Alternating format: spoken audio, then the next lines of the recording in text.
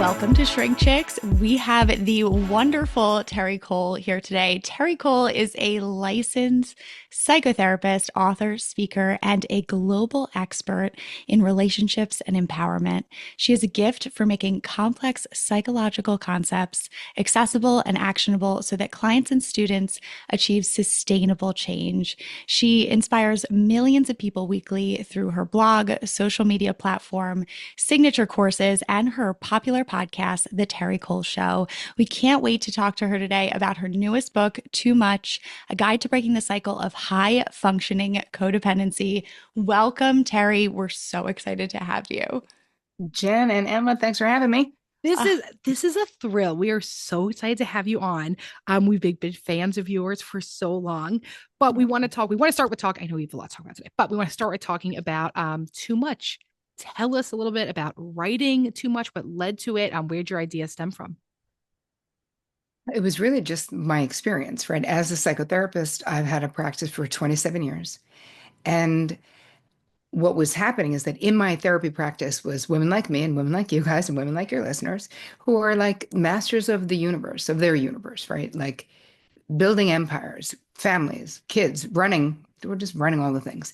And if I would point out to my therapy clients, these highly capable women, they would describe a codependent pattern in a relationship. And I would say, hey, this is what you're describing. That's the codependent pattern.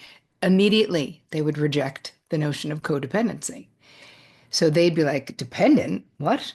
I'm making all the dough. I'm managing all the people. I'm moving all the pieces on the chessboard. What? I'm doing all the emotional labor for everybody. So what do you mean? How am I codependent? That makes no sense. So one thing I realized that my clients didn't know what codependency actually was. They were being unduly influenced by old school, codependent no more. You have to be enabling an alcoholic in order to be a codependent, which of course is not true, but that, from the Melody Beattie seminal text, Codependent No More. So the way that I look at high functioning codependency is that it's codependency for our times. It is for modern women. It is what we're experiencing. So when I went back to rename codependency, and I really did a lot of copious note taking and really looking at what are these behavioral similarities that I'm seeing that are exhausting my clients. As soon as I added high functioning to codependency, my clients were all like, me, I'm the problem, it's me. That's a quote Taylor. But like, yes, I feel this way. Yes, I'm exhausted. Yes, I'm burnt out. Yes, I feel underappreciated at times. So in changing, in coming up with this, coining this phrase, and sort of changing the meaning, because you can see, obviously, my problem is how could I help them with their problem if they did not see themselves in the problem? They're really like, no, it's my boss, or no, it's my partner, or no, it's my sister's an idiot, or whatever the thing is. And I'm like, all those things may be true, but it isn't them because you're the common denominator. So it's your life. So that was sort of the beginning. And of course, listen, you teach what you most need to learn. Let's just get real about what you guys talk about, what I talk about on my show. Like we're seekers. And so for me, this was so familiar because it was my own flavor of codependency for so long. And I would never have identified as being codependent. I was just super efficient and a really good helper. Like I just want to be a part of the solution. Like why is that a problem with people? So let's identify. I'll give you my definition of high functioning codependency, and then we can move on from there. It is you being overly invested in the feeling states, the outcomes, the circumstances, the relationships, the finances, the careers of the people in your life to the detriment of your own internal peace. So the distinction there, and why I made the distinction, is that we're women, we're all empaths, we're all highly sensitive people. Most of us, many of us identify that way. I do. So obviously we love our people. We want them to get what they want. We want everyone to be happy. We just don't want there to be any problems, right? That's not what I'm talking about. I'm talking about as HFCs, we take it one step further and we feel responsible for those things in other people's lives. We feel responsible for the feeling states of others. If you come home and you're in a great mood and your partner's in a shit mood, I mean, are you dancing as fast as you can to be like, how can I change this mood? So maybe I can make you a drink. Do you want to have sex? What do you want to have for dinner? Tell me about your day. Like, again, rather than just allowing, it's feeling responsible for other people. And there's a million reasons why this is problematic, which we can certainly get into. But that's the why of high functioning codependency and why I wrote the book is that I saw this over and over and over again, and my clients did not have words to describe the pain that they were in, and they didn't even understand why they were in it. And so this was the beginning of me really going, okay, we're doing all the things for all the people. Why? We are have no faith. I mean, listen, there's a million reasons why, and you guys will agree. Why? Because most people won't do it as well as we will do it. Because most people won't do it in the time frame that we can want it done in. Oh yeah, they'll do it. They'll take their sweet ass time. We don't want that. I need this thing done. So I'm going to do it.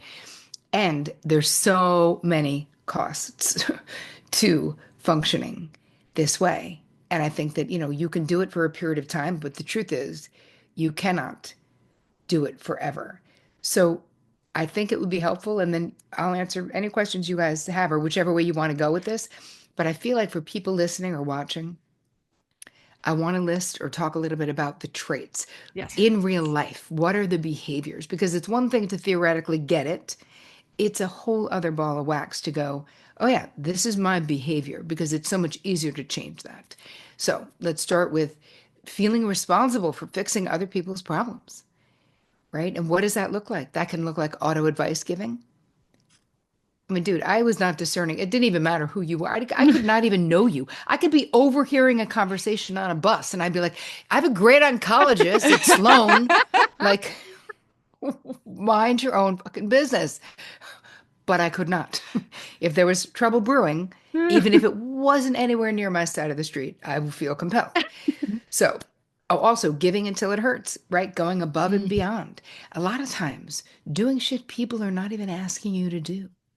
And then we're like, wow, they're not sufficiently appreciative of me being so generous. Always willing to jump into damage control mode. Now, keep in mind, you guys, getting into recovery from being a high functioning codependent, which is all we can hope to do. It's like any other compulsive behavior. So this is not, there's no like healing or curing. We're just getting into recovery. It's just like I'm in recovery for alcohol addiction, right? Does that mean I never want to drink? No. Of course I want to. I want to drink right now. It just means I don't do it, right? We change the behavior, and you can learn to do that with these overfunctioning behaviors as well. Other traits, you might get angry that people don't take your advice. You're so generous. You spend all this time talking to your friend who's in that horrible marriage, and you're like, I figured it out. I gave her books. I sent them to her. I found her a therapist. I helped her find a divorce. Like, get it together. Why are we still talking about this shit? So there's that. We can get frustrated and feeling exhausted, resentful, and kind of bitter.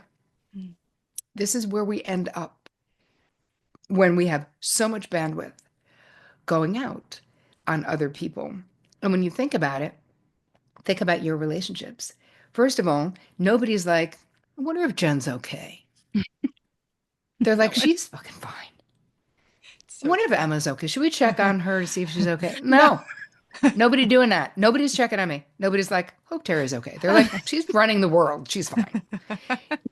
And the thing is, even if you look like you're fine, which as HFCs, we have this very pulled together exterior. And we are pulled together. Here's the thing. We are highly capable. That's the high functioning part, right? So there's a reality that there's a lot of things that we can do. But in the process of doing them, every bit of codependency, whether it's high functioning or the garden variety kind, is a covert or overt attempt or bid at controlling other people's outcomes. So there is so much desire to control. Now, we don't like that identification. We don't like that. Feels like we're bossy and mean. It's out of fear, right? We don't want anything spinning out of control. We don't want there to be a problem. We do not want people fighting. We do not want there to be. And so we're so quick to say, I got it, right? Like, think about it. If you and your partner, let's remember back in the day when people used to go to work. Okay, so let's pretend Yes. it was back then. And if you both took a car and your partner went outside and there was a flat tire in the car that they usually used, you would immediately say, take the other one, I'll Uber. Like, we don't even come back in the house. Just get in the other car, I'll buy. Like, do you know what I mean? Where Yes. we are immediately. So we have the auto advice giving, we have the being overly self-sacrificing, we have the auto accommodating.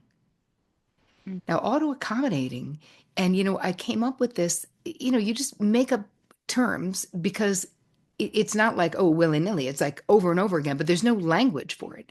So I was actually at my hair salon in New York City on a busy Saturday. Never go on Saturday because it's slammed in that place, but I had no choice because I was doing something. And I had a hair mask on my hair, and now it's getting busy, and I'm laying in a sink. I'm going to be in there for 30 minutes with this thing on my hair. And now all of a sudden there's a line. And every person with their little fucking robe on that comes to stand in line waiting for a sink, I'm getting anxious and more anxious and more anxious. And finally, I've raised my hand to get the assistant over. I'm like, I could move. Like, I don't even need the thing. Like, I could just sit over there. Just I'll like go stand shove in the me in street a naked. closet. Yeah, put me in a closet. I'll be. I'll lay on the floor. They can walk over me. Yeah, Fine. no problem. The girl was like, yeah, we're good. Like, and she was nice, but she was also like, P.S. bitch, we do this every Saturday. Like, we're good. We have it under control. That is auto accommodating. I was trying Mhm. to accommodate what was happening. So again, this is a quality of a high functioning codependent, that we have the antennas that go up to Mars. We are so dialed into energetically what is happening around us. It's not just what's happening between us and other people. It's seeing, oh, there's a problem. Oh, those two people want to sit together, but I can move. I can, like, we can't wait to solve the problem. So that's auto accommodating. Again, half the time, 90% of the time, this stuff is not even on your side of the street, but we just can't wait to help. And then there's two other traits I want to talk about, and then we will expand. So another one is anticipatory planning. So you're going to be with like the difficult uncle or whoever you're going to be with. And like I tell a story in the book that I would travel with. There was a bunch of couples of us that would travel. And my friend was with this guy who was just a fucking asshole. He was just a difficult, just a pain. Just someone who's butthurt about everything, always feels under considered, even though the way they act in life makes people over consider them. Anyway. Mhm. And it was like I would think about, all right, so what does this fucking idiot drink? What does he eat? Let's make sure that they have a good bedroom, so we can't say that it's because, like, literally, he'd be someone who's like, so why did we get the bedroom next to the laundry room? Do you know what I mean? You're just like, just fucking why? Thank God they broke up. But anyway, we all have people like that in our lives. Instead of letting the chips fall where they may and being like, you know what, Bob, get your shit. You plan it next time then, Yep. Bob. If you're really into wherever you're going to stay or whatever the thing is. Of course, I didn't want to cause a problem for my friend. Of course, I didn't want to start shit. I didn't want there to be whatever. But this, again, this anticipatory planning, think about how much energy all of these behaviors, and the last one is overfunctioning. So, overfunctioning. And why is that a problem? Well, when you overfunction, what ends up happening? I say this as a joke, but it's not a joke, that in my 20s, I could take a perfectly capable man and within 2 weeks, I could turn them into an underfunctioner because I was so like, I got it. It's good. I got it. It's so, I already did it. It's cool. I got it. It's me. Got to be me. I'm the one doing it. It's how many times can people offer to help and you say no? As Janie Cole, my mother would tell you, sooner or later, those offers stop because it Mm. doesn't feel good to them. And worse, a lot of times you also are putting perfectionism in the mix. So we're like, yeah, but that's not the way I would want it to be done. I remember saying to my mother years ago, I was living with a boyfriend and I was complaining that he didn't know how to vacuum or brown garlic. These were my two complaints. I was like, I don't even know how can you not know how to vacuum? Just do it till it's clean. Like, I don't get it. So as I'm complaining, she's like, okay, let's first get clear that your father never touched a pan and your father never touched a vacuum. So Start there. My feeling is if your boyfriend wants to help, let him help and shut up. Like, don't even complain about it.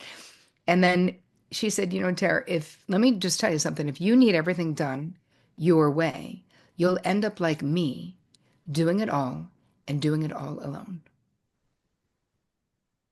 I was like, damn, I do not necessarily want that. So, anyway, now we've covered a bunch of traits and behaviors.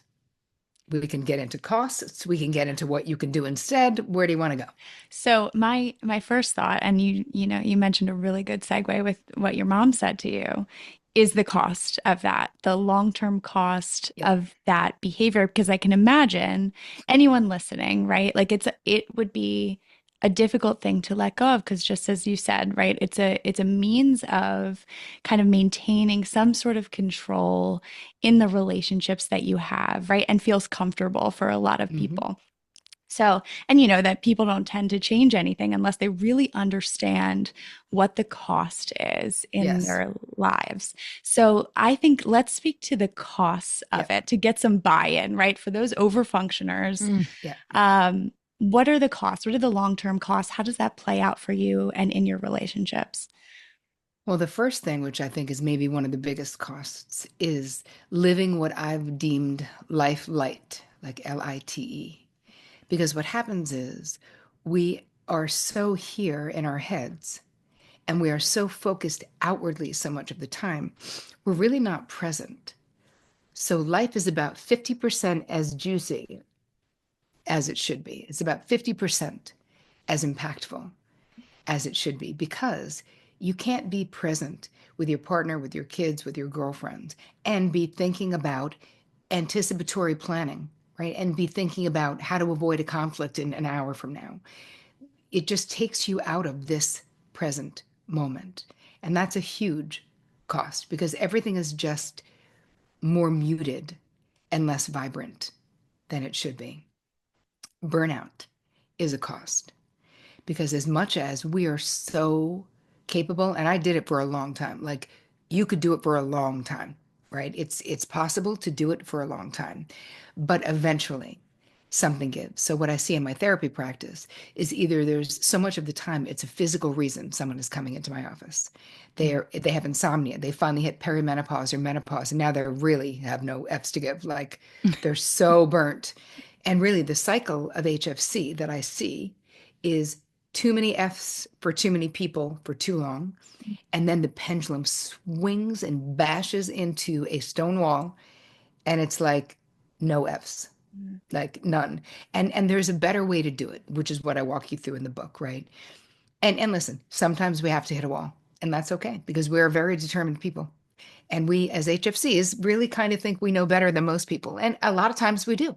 Like, here's the problem we are smart and capable. So a lot of times we do. But burnout is a real problem. And the health implications of people just going and going and going in my first book, Boundary Boss, because all my books, boundaries have everything to do with codependency, right? When you think about what is one of the biggest fixes, the remedies for codependency or healthy boundaries. But one of my clients was this like high powered, she was an editor of Fashion Mag and young. And like, she had TMJ, she had insomnia, she had all these things. She ended up with shingles. Mm. And she was basically like, how do I fix this? Can you do an intensive weekend with me so that I can be back to work on Monday? And I was like, yeah, no. Uh, P.S. That's not how it works. But I could see That's her some shit I would mind. ask. She would, Yeah. yeah. You're like, isn't there like an accelerated something that we can do to just get this shit done? I'll try really hard for 48 hours. And I then won't it's take like, and then anything it's like, afterwards. I got to get back to work. Like, I got to Yeah, get back to doing everything. This is me because after I'm having busy. kids. I was like, I'll be here tomorrow. Oh, no problem. I'm Yeah. in labor on a laptop. You're like, still working. Exactly. So you guys are my demographic. Yes. But with that cost in your relationships too, there's the cost of intimacy. Because what happens is when we're auto advice giving, when we're sort of managing the shit out of the people in our lives, really thinking we know what they should be doing, whether it's children, whether it's partner, whether it's siblings, we are not creating the expansion to know those people. Mm. We're really not. So what would it look like instead of auto advice giving? And if this is the only thing you take away from this interview, people, this will change your life. So listen up. And every time you want to tell someone what to do and about the best oncologist that you have or whatever it is, somebody comes to you with a problem. Before you say anything, before you weigh in, before you share any thoughts that you have, you say, okay, before we get moving, what do you think you should do? And then just stop talking. And if they go, I don't know, because a lot of times we've trained people that we're going to give them the answer. So Oh, if they go, I don't know, what do you think? You say, listen, in the end, I'll give you my 2 cents. But here's the thing, what you think is so much more important than what I think because it's your life. So I can't really know. And here's the thing for me, what this whole concept of understanding codependency came out of this extremely painful experience I had with one of my sisters. I'm the youngest of 4 sisters. One of my older sisters had a history of shitty relationships and addiction and all these things. And so she was living in the woods in literally a shack without running water and no electricity in upstate New York in the middle of winter. She was actively alcoholic. Her boyfriend was on, I think it was, I don't even know, drugs. So he was crack, meth, something, and was abusive. And so for me, this is being an HFC, meaning that you like things neat and like you've worked real hard in life to be above reproach. Like I do so much more because there's nobody can say shit to me about anything. Like I've done it all and then some. So to have my sister's life be this unmanageable, it was just a 5 alarm fire every day. So I know I was crying to my therapist for like week 10 in a row. And I was like, Bev, I've done everything. What am I going to do? What am I going to do? And she just looked me straight in the face and said, Terri, let me ask you a question. What makes you think you know what your sister needs to learn and how she needs to learn it in this life? And I was like, well, I think we could agree she doesn't need to do with this abusive asshole in the woods, you know? And she said, I cannot agree because I don't know. I'm not God. But do you know what's happening for you? And I was obviously like, clearly no clue. yeah. Help. And I was like, can you Help. clear it up for me? And she said, Tara, you've worked so hard because I stopped drinking at 21. I started therapy at 19. Like I had had a lot of therapy Hmm. by that point. And she said, you worked so hard to create this harmonious life. I just found my husband. I became a bonus mom to 3 teenage sons. Like I just went from being a talent agent to becoming a therapist. Like my life was just humming along. And my sister's dumpster fire was really fucking with my peace. Mm-hmm. And that's kind of what she said. And she's like, you want her to get fixed so your pain can end. And I was like, she is not wrong. That is correct. I would like to go back to my harmonious, happy life that I spent years creating. But it made me understand. So I go, so what are my choices then? I didn't think I had any choices. I was like, she's my sister. What am I going to do? Give up on her? And she said, no, you need boundaries. And that was literally my introduction to boundaries. And I was in my mid 20s at that point. And I had a conversation with my sister that was total hell to have, being like, hey, I love you. And I cannot talk to you about this fucking Yep. idiot anymore. I can't. If and when you're ever ready to get out of there, I'll always be your person, though. And within 9 months, we talked maybe 2 or 3 times. But within 9 months, she called me and said, are you still my person? And I was like, getting in my car, Wow. helped her. And the most important takeaway, you guys, of that whole story was that it wasn't my side of the street to quote unquote fix or save my sister. In the end, instead of Jenna's baby sister being the hero of her story, which is humiliating for an older sister, she got to be the hero of her own fucking life story. She got into recovery. She's never been in another abusive relationship, and this was decades ago. Went back to school, became a CNA, like, taking care of old people. Like she did this herself. And so me centering the solution on myself, even though I was doing it out of love, I thought, I really had to be honest and be like, there was so much control I was trying to exert. And that, yes, of course, there was love too. But I had to admit that me wanting Jenna fixed had a lot more to do with me than I would like to have admitted, right? I wanted it to just be all Mother Teresa love, but it wasn't. And this is the reality when you talk about control. Mm, It is so much more loving to be willing to be in the foxhole with the people that we love without fixing them, mm, right? That's the real flex in relationships. It's not having the best advice. That's for us. We do that for us. When you're in pain and your friend's like, oh, why don't you just do this? Does that make you feel good? You feel loved? Do you ever take their fucking advice? You don't. You just feel like a problem that somebody wants to fix, and it does not feel good. So if the only thing you guys do from this interview, listeners, is instead of telling people what you think immediately about things, you ask them what they think and then you let them talk. mm, Truly giving people the ask, hey, how can I best support you right now? Let them tell you what that is. And even with children, little Billy comes home.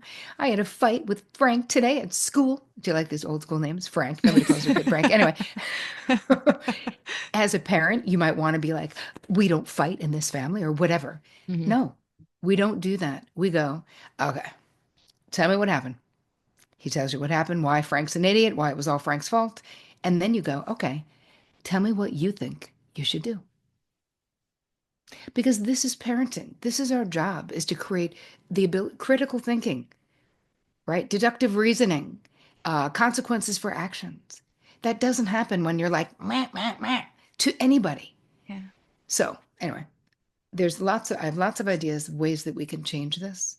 But I think that the cost to ourselves is one thing, but the cost to others is their autonomy, Mm.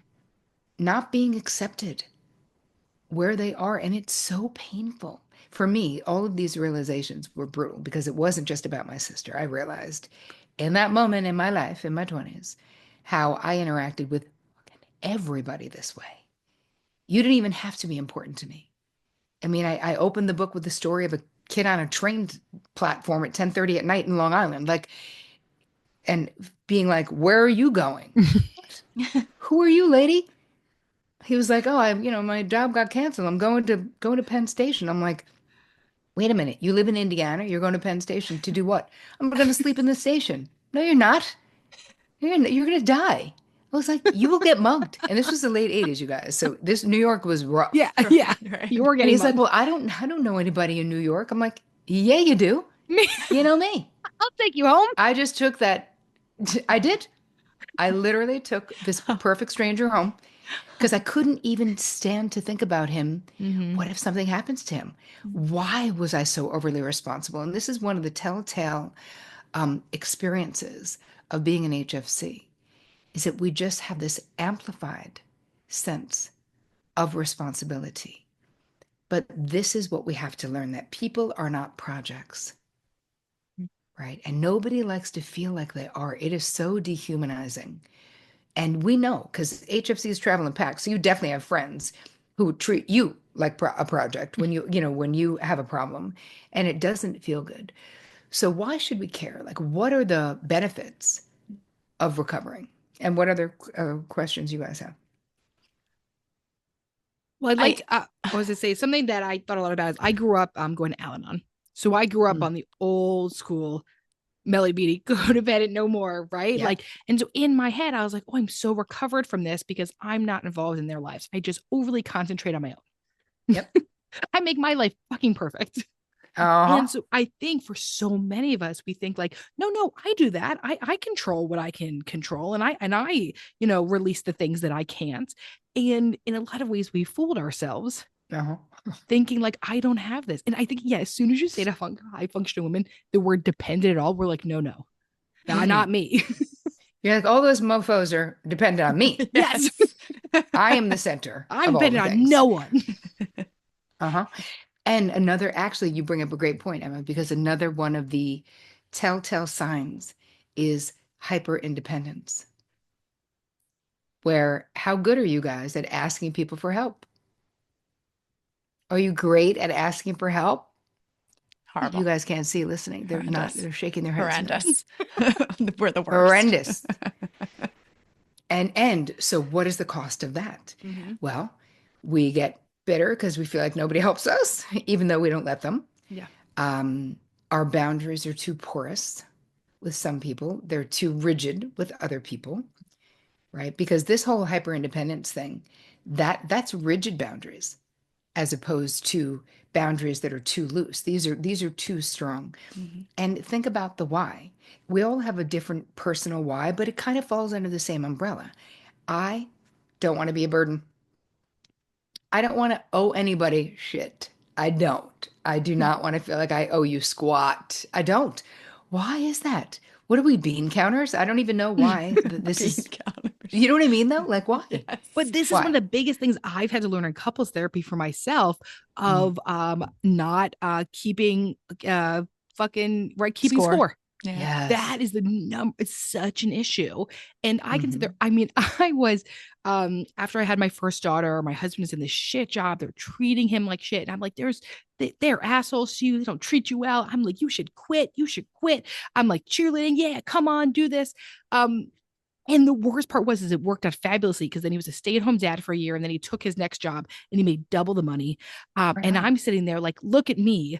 I gave you the best advice. Don't I really know what I'm doing? Like the issue is that I get more grandiose every time it works out. And then, Yeah. and then the resent comes in. Yeah. Right. So then the resent is I was such a caring, supportive wife. Mm. Why can't you do it back to me? Which isn't really what I was doing. I was controlling the entire fucking situation. Exactly. I It's love it, though. I control. love how we like to window dress it as me and all of my self-sacrifice. Mhm. So lovely. Are you kidding me? But really it was controlling the entire situation because the Mhm. reality is that his job didn't really work well for our family schedule. Didn't really care if it worked well for him, if I'm being honest. But Oh, I know. yeah, but the ego that comes and the ego of being and I think that's what so many of us do, these women that are making money and being moms and being high successful and having these badass female relationships, right? Like, look at me and all these things I do. And then I get grandiose and grandiose and more grandiose in all of my thinking, not realizing how much of it's control. Yes. And how much resentment comes not just for us, but from the people that we're managing. Mm-hmm. Right. So let's think about how can we move, and why should we care? We know why we should care because we're exhausted and you can only do it for so long. We know why we should care because it's not nice. It's not the way to interact with people that we really love. We know why we should care because we deserve more than an HFC life will give us, even if you have all the trappings, the external trappings, even if you make a shit ton of cash, even if you've got the house and the kids and the private, whatever. That's not what life is about. It really isn't. So you're raising your awareness about these behaviors and being honest with yourself about it. And that's hard. And I walk you through it in the book, so don't worry. Boundaries is a huge aspect of this, though. And in Boundary Boss, my first book, I wrote a lot from the point of view of like, how can I help you make other people respect your boundaries, right? It was a lot of that. In this book, I write about boundaries from the point of view of how when we're HFCs, we have a tendency to be the boundary tramplers and not even really know it. That when we give unasked for advice, that is stepping over a boundary. When we don't ask how we can best support someone, when we make assumptions about what needs to be done, when we just do things because they need to be done, but nobody, I don't mean in our families, the kids we're raising and that, I just mean generally speaking, that is overstepping. And, I have therapy clients who's, they're adults and their parents are still like, have access to their bank account and are like putting money in there. Well, I just thought maybe you guys would want to go away for the weekend. Like, get out of my bank account and my marriage and stop. It's so intrusive. Yeah. But But they'd be sometimes I like, wish my wow. parents would give me money. Like No. there's a I mean, you could just send a check though. There's a part of me, right? Like for those of us who like didn't get that love, it's like, oh, I wish I had a little bit more codependent of a Well, parent. And So, but I think it's so easy. This is where we get confused, that like we get so confused with the idea of help.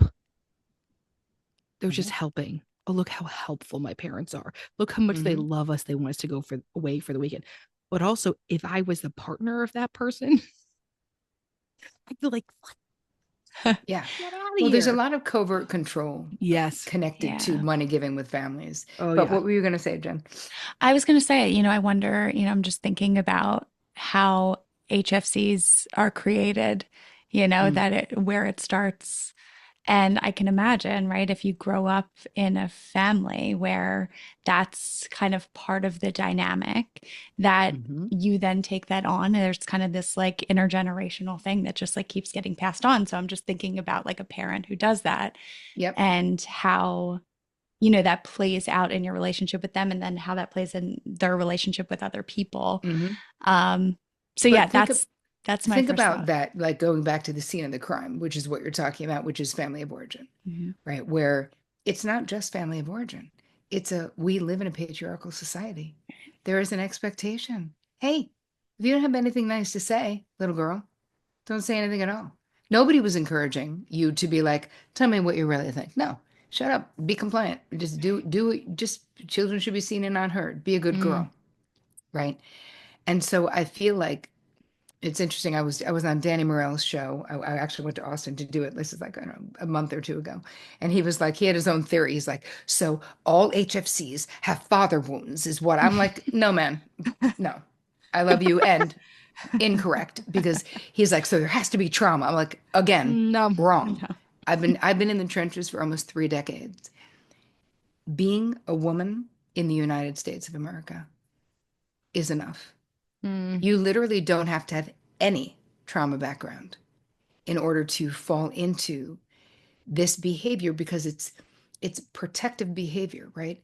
When we are asserting ourselves, when we are leading, when we are the decider, I mean, think about how much decision fatigue you probably experience in a week, in a month, in a year, because rather than sort of sitting back and just letting life happen, we're like making life happen as HFCs, but it's exhausting.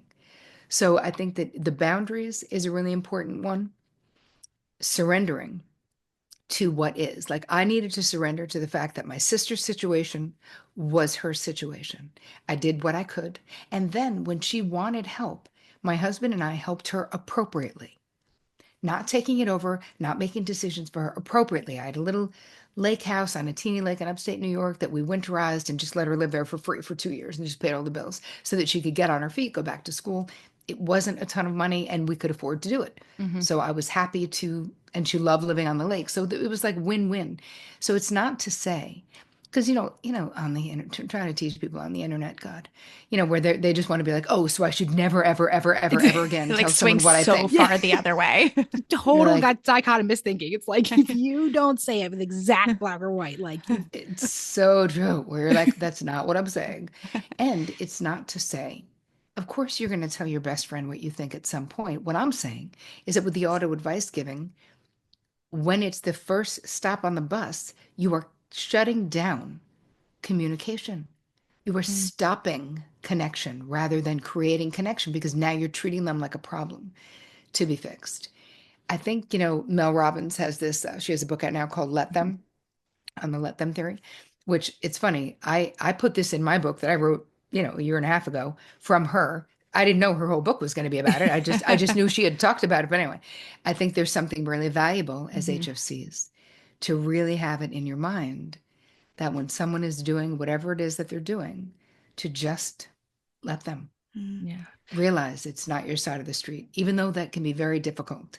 And another thing that has to happen is we have to allow ourselves to disappoint other people. Mhm.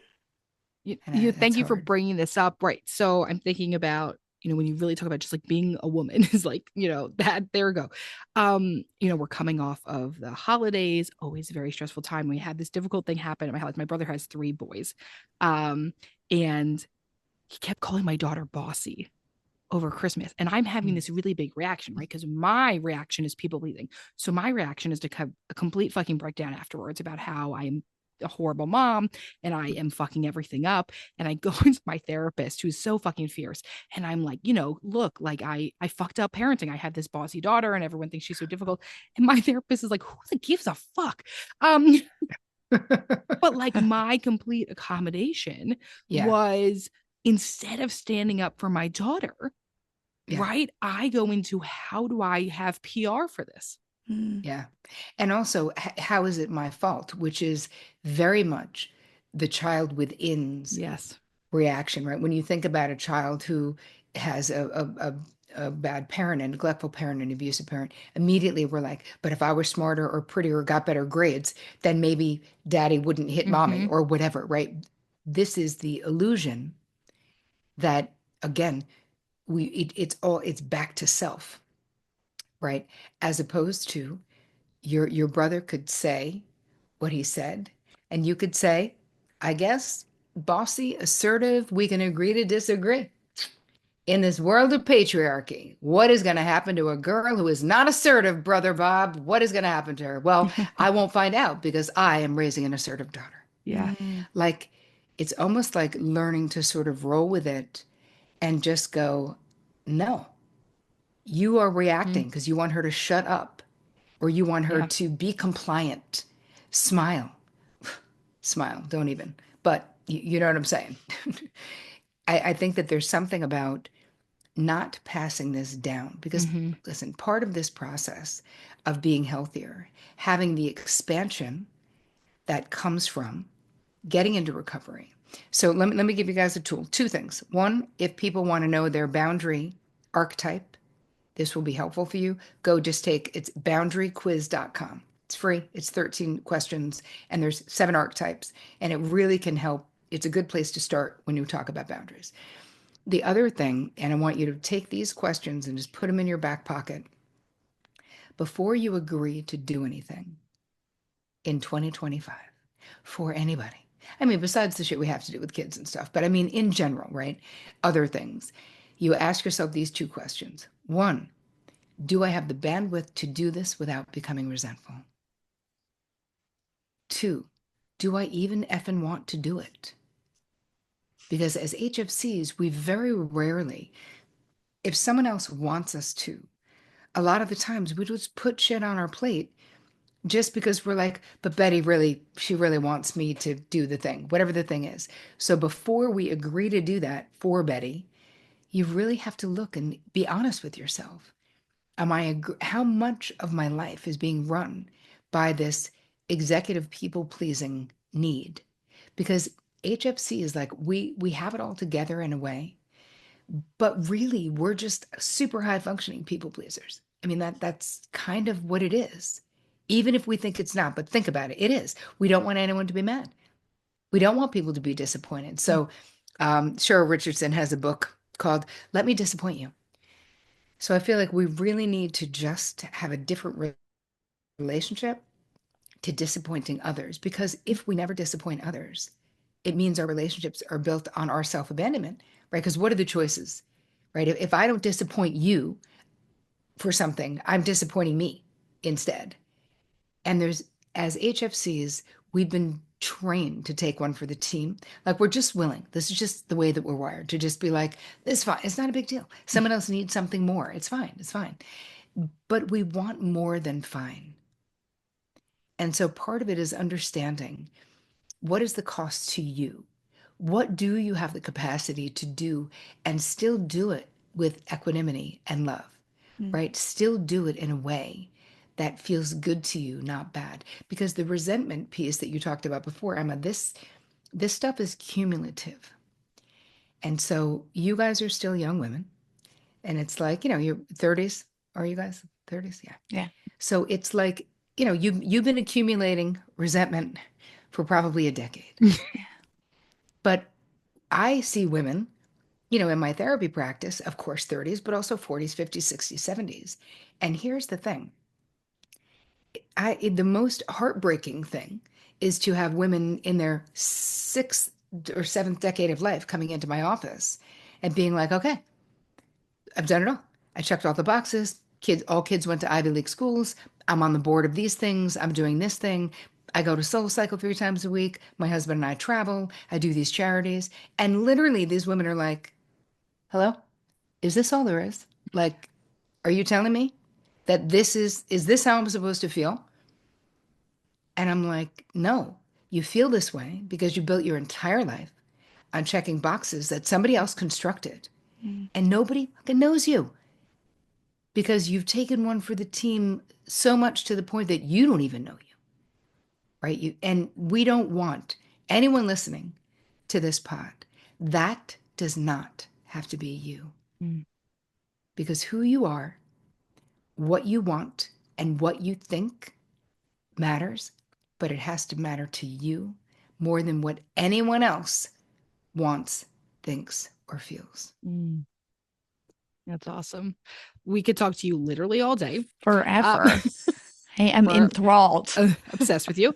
But before we finish, as you know, with every guest, we play something called Calling Bullshit, which I do think most of the episode basically was calling bullshit, but for Yes. fun, can you call some bullshit?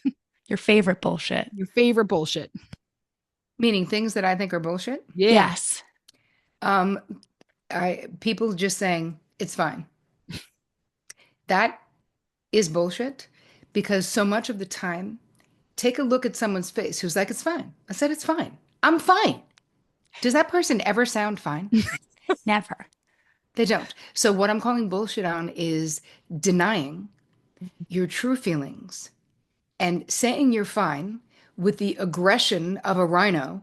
So everyone in the room knows you are not fine. So it's this passive aggressive communication energetically instead of just saying, I'm super not fine. This is total bullshit. I'm really pissed off and I want to talk about it. Mm-hmm. I love it. Terri, Amazing. this was unbelievable. Queen. Okay. You gave both of us and probably all of our listeners years and years of therapy in this 48-minute episode. But most importantly, where can people find you? Okay, well, first, I'm giving you a gift, which is an HFC toolkit, because I know this was a lot. So we're going to bring it down to manageable stuff that's easy breezy. So go to terricole.com/HFC for high functioning codependency. There's that. You can find me. Instagram is where I hang out the most. So it's just at Terri Cole. I have a podcast that I've had since 2015 called The Terri Cole Show. So you can find me there. I put out 2 episodes a week, and I have for almost a decade, which is Wow. insane. I also have my most favorite thing that I do annually, which is a mastermind coming up. It's called Flourish. It's small. There's usually 10 women in it. We do 2 in-person retreats for 3 days all over the world and country. It's so much fun. We meet every other week, but it's really a group of like-hearted, like-minded women who are building empires, who are helpers, who are healers, who just are super ambitious. And a lot of times in your own life, it's like you can't be that ambitious because your friends are like, are you a psycho? Like, what's wrong with you? So being with other women who are as ambitious and cheering you on, it's my most favorite thing. And it's really the closest thing that anyone can do to actually work with me because it's such a small group. That's awesome. So terricole.com/flourish is where you can go for an application. And all of that will March 1st. be then at March 1st. March 1st, Yeah. get them in. And all of that will be linked in today's show notes and on social media. Terri, thank you for being here. Thank you so much. Thank you so much for having me, you guys. Thank you so much for tuning in to today's episode of Shrink Chicks. We'll see you back here next week for another session. In the meantime, if you want a question answered or a topic discussed, follow us on Instagram at ShrinkChicks. And if you're looking to get connected with a therapist like us to start or continue your therapeutic journey, visit thetherapygroup.com. Just fill out a contact form on our website, and we will personally match you with one of our amazing therapists. And for all of our therapists and group practice owners out there, we also offer group practice consulting. And if you're looking to support yourself further and support our show, check out our amazing merch options at shrinkchicks.com/merch and our Know Yourself, Grow Yourself journal on Amazon. Also, if you'd be so kind, we'd love a rating review and for you to share with a friend or an enemy or a mother-in-law, honestly, whoever needs it, so that we can keep reaching more people on our mission to bring mental health topics to your ears every week. Thanks for being here with us. And don't forget to grow yourself. You got to know yourself.